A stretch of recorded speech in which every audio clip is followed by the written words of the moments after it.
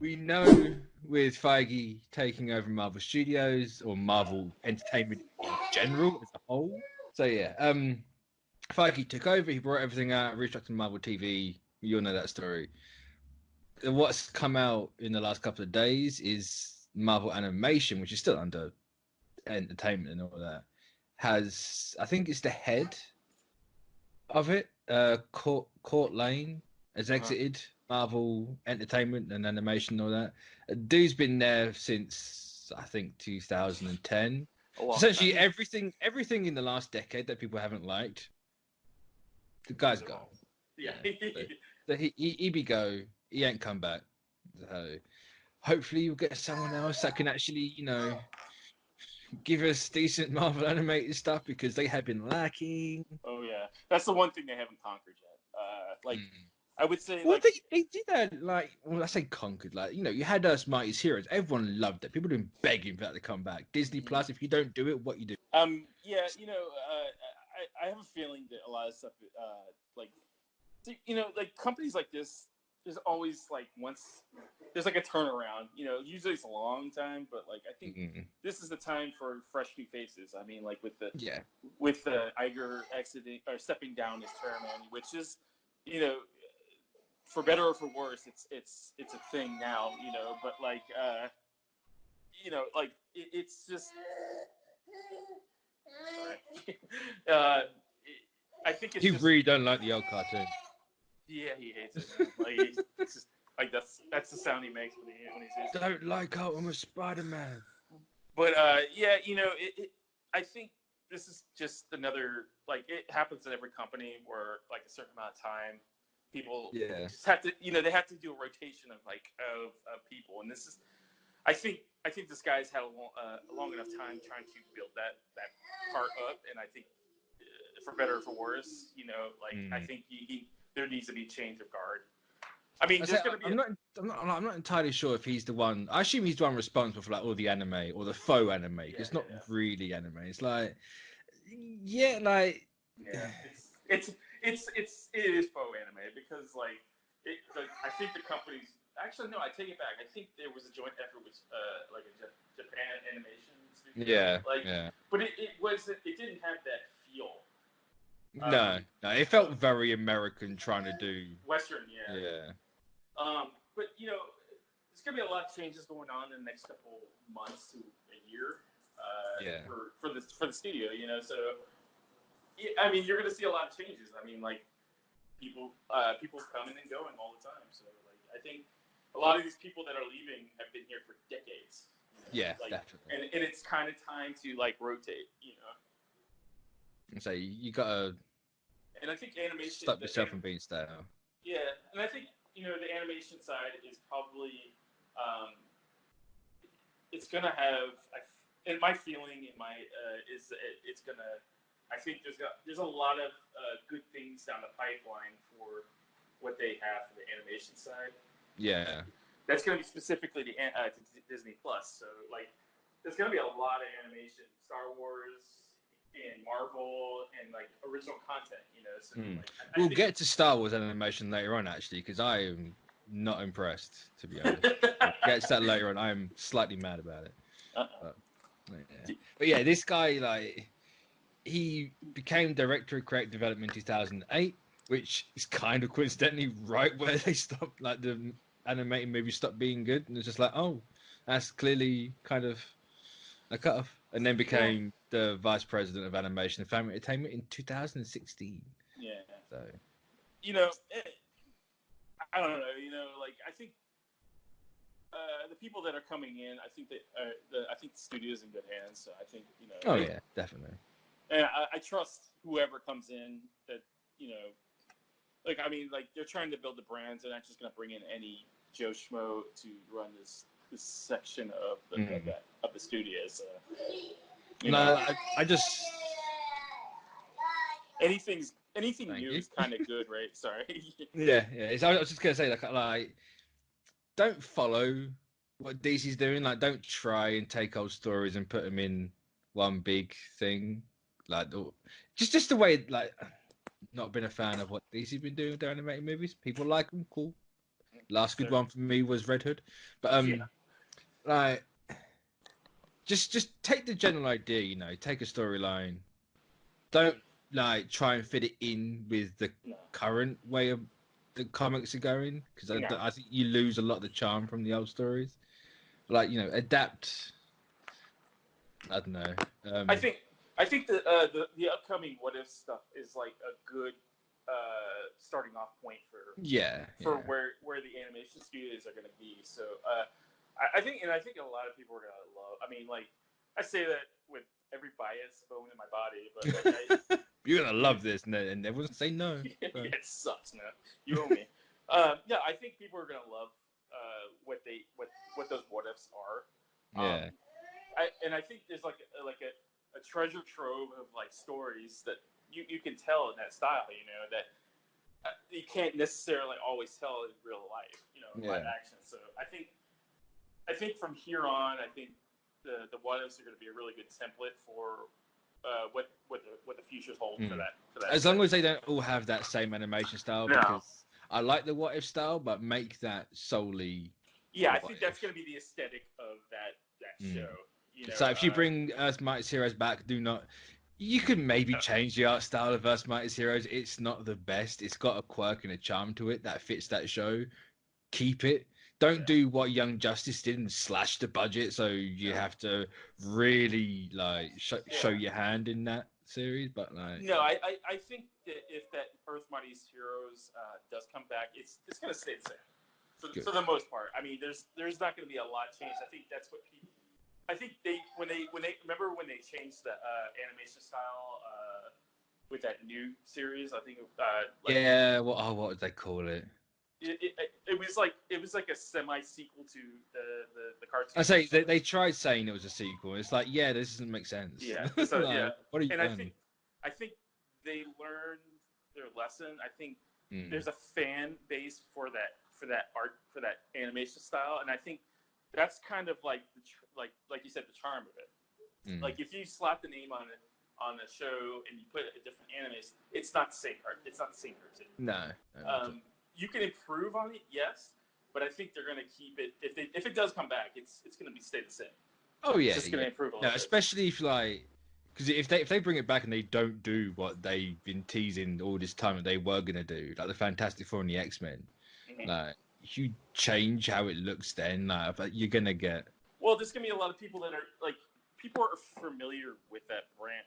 It's almost a brand at this point. Oh yeah. That style, and if they've already tried it once before, just trying to pass another style as a continuation of that show, and it didn't work. Yeah. So I think it's. I mean, I think they recognize that there's the fan base is like clamoring for that to come back. Yeah. So and I think with the success, can I say Young Justice's success on DC Universe, because it's the only thing. That thing is kind of not the show itself. I know people like. Oh, I've heard mixed things in the new season actually, but like the service as a whole is like, is anyone actually watching that thing? Cause... I mean, can you call it a service at this point? Because it's probably got like one show. I don't think even AT&T call it a service. They're like, what is this? No. It's like a couple stuff strung together, and then I don't know, man. Like I kind of like the style of the Young Justice. I kind of do. It's like you said. I think it's okay. I think it resembles a westernized anime feel. I would say it kind of feels like Avatar. Yeah. Like Avatar kind of was a bit of an anime, but it wasn't, and it's like you can kind of like I think as long as you can get 2D stuff out, because yes, 3D's cheaper, it's quicker, but you got a long way to go before it looks better or even looks good. Well, I mean, but I think people are familiar with the 2D, and I think it has, like I said, it has a fan base. I mean, people are not asking for a 3D, because I like 3D animation has come a long way, but I think it's still a ways off because it's still very much in its infancy. Yeah, and I think I mean, because like if you look at stuff like Ultraman and like Ultraman, Dragon Prince, Ruby over on like Rooster Teeth and WB and all that. Like, I mean, that stuff is fine, but I think it still has its like kind of like an odd feeling to it for me. The problem is it's guaranteed. You can literally see it watch any season 1 of a 3D show. It's always janky at the start. Yeah. Always season 2 slightly less janky. Season 3 they get in there. Season 4 it's like it actually looks smooth. And then by the time they get it to the right point, the show's ending. So exactly, yeah. It's just like I don't know. Like I kind of enjoy it. There's an anime. God, man, Castlevania. I think it was Castlevania on Netflix. That's fun to watch. Which fun fact? When I were talking about the Master of the Universe series, apparently the Castlevania guys are doing that. So I don't know that's how to feel about that's going to look. So. Yeah. I mean, look, I enjoy that aesthetic on that show. It might work in Masters of the Universe, but like the biggest thing about Masters of the Universe is like a lot of people that are looking forward to this are the people that have been fans for decades. I mean, like fanboys that have been in, collecting the they grew up watching it on Saturday Night Morning cartoon. I think that's what they're gauging it towards. In the people in their 30s and 40s. Yeah, me basically. And like it's gonna be kind of a jarring probably to see it in that style, but like I said, I kind of enjoy the Castlevania look, but like I kind like if the Masters of the Universe thing is kind of like I kind of wish they went back to that hand drawn cell looking animation, but I can understand why they don't do it because it takes too much time. Oh yeah. But like I was gonna say, just to end this topic off, everyone wanting what's it called? Oh, Spectacular Spider-Man. You ain't getting that back. Yeah, you're not getting that. That's at all. If I don't, it always blows my mind. Every time someone brings it up, someone mentions the fact that it's a Sony cartoon. Disney can't do it. They might do it now with the financial stake in the deal. I don't know. I can tell you this, man. I think I had this conversation with somebody else, along with the fact that they can. Like someone tried to convince me that they couldn't make the toys without Sam Raimi approving it. I was like, absolutely not. They own the rights to the toys, so they can make. But they don't want it. With the animation stuff, I think I'm not entirely sure how that was. Last time I thought they had the rights to the animation, but like I think maybe I'm wrong on that. But like, all I know is it was a Sony cartoon. It was made under Sony when they had the rights. Yeah. It's probably going to be next to Slim. I'll put a fact that I have not heard anything about a Spectacular Spider-Man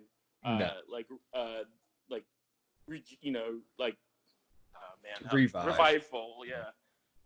So I mean, look, I like the Spectacular Spider-Man, but I would like to see it a little bit. Like, I don't know, man. Like, I'd like to see no Spider-Man cartoons because Jesus Christ, there's one every year, and it's almost like the Marvel's answer to Batman.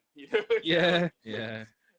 As much as I love the character, I don't want to see like 5 cartoons, running at the same time in 3 different aesthetics. I mean, look. In a perfect world, they take a break from that, but that's never going to happen. Oh no! Why would you? It's a money bank. But like what I would love to see is like maybe a different take on the character. Like I don't know, like just something that's just less goofy and a little bit more serious. And I would love to see like kind of like I don't know, man. Like I would love to see them actually like kind of mirror like maybe a Eric Larson or Tom McFarlane type like feel to it. I don't know, like nothing. I don't know, man. Like those last couple of cartoons are just too goofy for me. Like I Spectacular Spider-Man might have been the only one that I can actually watch, but like it had its time and it ran its course, and it's a relic of the past, man. Like it's never gonna happen. I'll say, unfortunately, now it is. Yeah, that's kind of like, oh. But hey, at least it was better than the 90s cartoons because they were bad.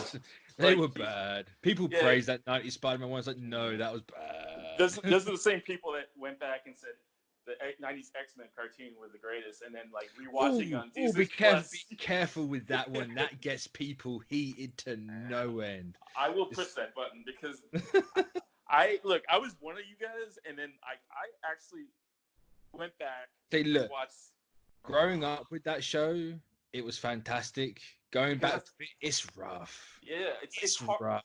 Well, it's hard to watch now because of like the standards of like animation that you kind of want to see versus like missing scene, characters in 6 different colors or one color. You know, like there's a lot of jankiness to that cartoon. It's kind of hard to watch after a while. You know, like you kind of like it's like. Well, here's the thing: it relied on it in the 90s. It relies on it now. It's the intro. Yeah, that's the people love it because the intro, and even then, the intro's stolen from someone else. And it was just so basic, man. I'm sorry. Like I'll hit that button. Like it was fun back in the days when I was like, I don't know, like 15, 16. But I cannot, as an adult, and like being in like consuming better products and better content. I kind of like I want better. Yeah. So all well and good. I know I was going to end this topic. Bring it back. Just make it good. Before I get like 18 different YouTube. Look you, man. It's my childhood. You're ruining my childhood. It will happen. It will happen. It's always. I'm sure. I enjoy those comments. But I'll let them type the comments out while we move on to